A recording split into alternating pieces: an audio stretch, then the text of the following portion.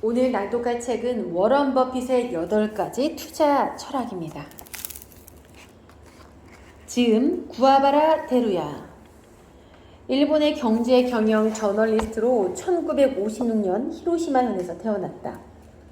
게이오기주쿠 대학교를 졸업한 뒤 업계지 기자, 부동산 회사, 인사기획 담당자를 거쳐 자유기업가로 독립했다. 도요타식 생산 시스템으로 유명한 와카마스 요시히토의 컨설팅 회사 고문으로서 이른바 도요타식에 관한 서적 제작을 주도하기도 했다. 현재는 워런 버핏과 같은 투자가는 물론 스티브 잡스, 베프 제보스, 제 베이조스, 일론 머스크 등 성공한 IT 기업의 창업자를 연구하고 그에 대한 컨텐츠를 집필하고 있다. 낭독하겠습니다. 목차 소개하겠습니다. 서장. 오마하의 현인 버핏은 왜 계속 성공할까? 철학 1. 버핏의 관점. 철학 2. 버핏의 사고방식. 철학 3. 버핏의 수비 범위. 철학 4. 버핏의 위험 대책. 철학 5. 버핏의 습관. 철학 6. 버핏의 소비 규칙. 철학 7. 버핏의 시간 관리. 철학 8. 버핏의 자기 수양입니다. 제가 가장 기억에 남았던 부분은 버핏의 습관입니다. 네, 이런 부자들은, 재벌들은 어떤 습관이 있을까요? 낭독해 보겠습니다. 버핏의 습관. 한 번 익힌 규칙은 반드시 지킨다. 어떻게 좋은 습관을 익히는가? 성공하는 사람은 기본 원칙에 충실하다. 대성공하는 사람은 기본 원칙을 자기 나름의 규칙으로 업데이트한다. 버핏의 특징 중 하나로 한 번 익힌 원칙과 습관은 철저하게 지킨다가 있습니다. 직접 고안한 창의적인 규칙이 여러 추가되었다고는 하나 버핏이 지키는 투자 원칙의 근간에는 학생 시절에 읽고 감명받은 그레이엄의 투자 원칙이 있습니다. 버핏에게 원칙이란 시대와 함께 달라지거나 무용해지는 것이 아닙니다. 참된 원칙은 절대 시대에 뒤처지지 않는 까닭입니다. 버핏은 투자 원칙에 충실한 만큼 사생활에서도 자기가 정한 습관에 철저합니다. 1991년 62세의 버핏이 살로몬 브라더스의 임시회장으로 취임했을 때 가장 놀란 부분은 월가 주민의 호화로운 식생활이었습니다. 간부 사원용 식당 주방은 뉴욕의 어떤 레스토랑보다 넓었고 총 주방장 밑에 빵이며 소스를 담당하는 주방장이 따로 있어서 세상에 존재하는 음식이라면 무엇이든 주문 가능한 시스템이 마련되어 있었습니다. 그곳은 버핏에게는 불필요한 식당이었습니다. 어느 날 버핏은 운전기사에게 차를 멈춰달라고 부탁하고 근처 가게에 들어갔습니다. 이윽고 햄 샌드위치와 코카콜라가 잔뜩 담긴 봉투를 들고 돌아온 버핏의 모습에 운전기사는 깜짝 놀랐죠. 두툼한 스테이크를 입에 넣고 오물음을 씹는 다른 중역들 옆에서 햄 샌드위치를 먹고 코카콜라를 마시는 것이 버핏의 습관이었습니다. 나는 똑같은 음식을 반복해서 먹는 게 좋다. 햄 샌드위치라면 아침 식사로 50일은 연속해서 먹을 수 있다. 버핏은 풍부한 독서와 투자 경험을 통해 다양한 원칙을 배우고 습관을 익혔습니다. 그리고 한번 몸에 밴 원칙과 습관은 엄격하게 지키며 생활합니다. 제1화 설령 노릴지라도 자신의 규칙을 어기지 않는다. 버핏은 세계 제일의 투자자이자 세계 유수의 자산가이며 모든 자산을 자력으로 쌓아 올렸습니다. 부모의 재산은 전혀 물려받지 않았고 그러기를 원치도 않았어요.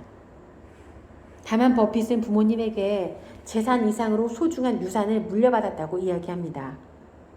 그것은 훌륭한 가치관이자 인간으로서 긍지 높은 삶의 태도였습니다. 사람은 습관의 동물입니다. 이런 시기에 몸에 밴 습관은 기나긴 인생에서 그렇게 쉽이 바뀌지 않습니다. 버핏도 딱 잘라 말했습니다. 사람은 습관에 따라 행동하므로 올바른 생각과 행동 거지를 일찌감치 습관화해야 한다. 제닛 로우, 그래 맞아. 무대 뒤에 억만장자 찰리 먼거. 버핏과 그의 동료인 찰리 먼거가 존경하는 인물로 벤자민 프랭클린이 있습니다. 프랭클린은 미국의 정치가, 외교관, 저술가, 물리학자, 기상학자로 인쇄업에서 성공한 뒤 정계에 진출하여 미국 독립에 지대한 공헌을 한 인물입니다. 연을 이용한 실험으로 번개의 정체가 전기라는 사실을 밝힌 공적으로 유명하고요. 또한 프랭클린은 강한 탐구심, 근면함, 합리주의, 사회활동 참여라는 근대적인 인간상의 특징을 지닌 인물로서 버핏과 먼 것뿐만 아니라 미국의 전 대통령인 도널드 트럼프 등 수많은 사람이 그를 존경하고 그의 저서를 애독합니다. 프랭클린의 13덕은 프랭클린이 실천하여 널리 알려진 덕목입니다. 유사시에도 잘못을 저지르지 않도록 타고난 성질과 습관을 극복하고 싶어한 프랭클린은 세상의 덕을 13덕으로 정리하고 그것을 모두 익히려 노력했습니다. 일정 기간 어느 하나에 집중해서 그 덕을 습득하면 다음 덕으로 넘어가는 방식으로요. 이렇게 덕을 익혔기에 프랭클린은 개인적으로도 행복하고 미국에도 큰 공헌을 할 수 있었으리라 생각합니다. 버핏은 프랭클린과 똑같은 방식을 취하지는 않았으나 어린 날 부모님에게 배운 가치관과 책임며 경험을 통해 스스로 익힌 바를 굳게 지킴으로써 크나큰 성공을 거두었습니다. 역시 프랭클린을 경의하는 찰리 문거는 일찍부터 자기 아이들에게 다음과 같은 이야기를 꾸준히 들려주었다고 합니다. 가능한 한 노력하렴. 결코 거짓말을 해서는 안 된다. 하겠다고 말했으면 반드시 해내도록 해라. 변명은 쓰레기조차 못한다. 약속에는 빨리 나가야 해. 지각은 금물이다. 늦었다고 변명하지 말고 그저 사과하거라. 변명 따위는 누구도 듣고 싶어 하지 않는단다. 전화는 곧장 회신하고 아니라는 결론은 5초 이내에 내려라. 빨리 결단해서 상대를 기다리게 하지 마라.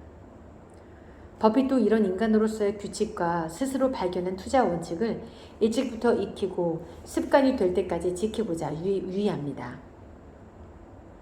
어느 날 버핏은 친구 몇몇과 골프를 치게 되었습니다. 그때 4일 동안 한 번이라도 홀 인원을 기록하면 $20,000라는 내기 제한이었습니다. 판돈은 겨우 $10였어요. 그 자리에 있던 전원이 내기에 참여했으나 버핏만은 완강히 거부하였습니다. 작은 일에서 규칙을 어기면 큰 일에서도 어기게 된다는 이유에서였습니다. 친구끼리 하는 $10짜리 내기 골프는 몹시 사소한 일입니다. 그것을 고지식하게 거부하는 태도를 유치하다라고 말하는 사람도 있겠지만 버핏으로서는 작은 일이기에 더더욱 안일하게 규칙을 어기지 않고 꿋꿋이 지켜야 했습니다. 사업상 비리도 처음에는 사소하게 시작되듯이 작은 일이라도 규칙을 어기면 한두 번이 두 번, 세 번이 되고 곧 큰일에서도 어기게 되는 법입니다. 버핏은 습관의 저력과 무서움을 잘 알고 있었습니다. 가치관 지키기는 기업이 영속하는데도 대단히 중요한 요소입니다. 나란히 시가총액 2,000조 원을 넘은 애플과 마이크로소프트도 한때 빚을 잃은 적이 있는데 부활에 없어서는 안 되었던 것이 잃어버린 가치관을 되찾는 일이었습니다.